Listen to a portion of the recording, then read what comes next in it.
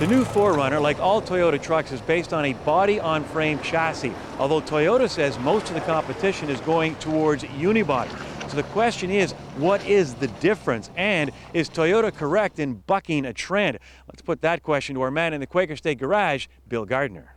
Hey Brad, we could stand here all day and debate the points and counterpoints, the advantages, disadvantages of both types of construction. Unibody has some distinct advantages, body on frame has some too.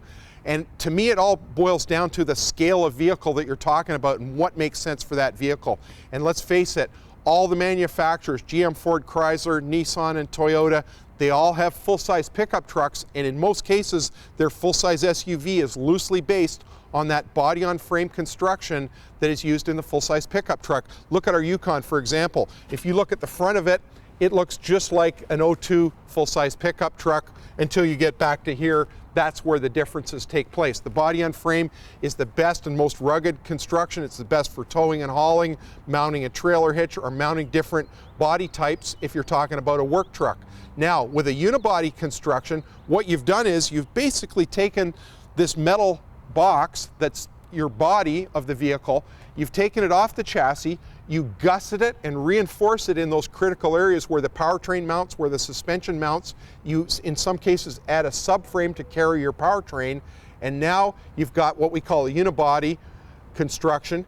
It's strong and it's light, and there's advantages to that. It works well for smaller vehicles, and a perfect example is the smaller Toyota SUVs like the RAV4 and the Highlander. And some of these smaller SUVs are loosely derived from unibody cars. So that makes sense. Where I'm having a bit of a problem is when we get up to the 4Runner, we've got the body on frame, we've got the rugged construction, we get all the advantages, the tow haul advantages, mounting that powertrain up inside the frame rails for protection. We've got the rugged, durable construction, but we've only got a 5,000 pound tow rating. 5,000 pounds sounds like a lot.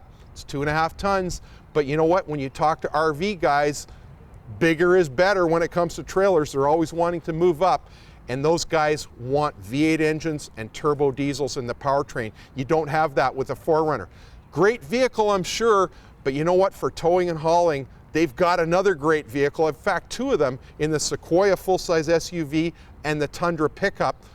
Both come with bigger V8 engines. The Tundras, you've got choice of 2 V8s, and they're great powertrains. And you know what? If you were hauling an RV through the mountains in British Columbia, boys, you want the V8, believe me, and you want some more headroom on your gross vehicle weight and your combined vehicle weight rating. You want to have way more capability than you need when you're driving in the mountains. Till next week, I'm Bill Gardner for Motoring 2010.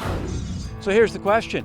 Where were you 32 years ago? I know some of you weren't even a glint in your father's eye. As for me, well, I was in diapers, but found time to get Motoring TV off the ground. And today I like to think we've got one of the best automotive video libraries in the world. If you agree, please give us the thumbs up and also subscribe. We really appreciate it.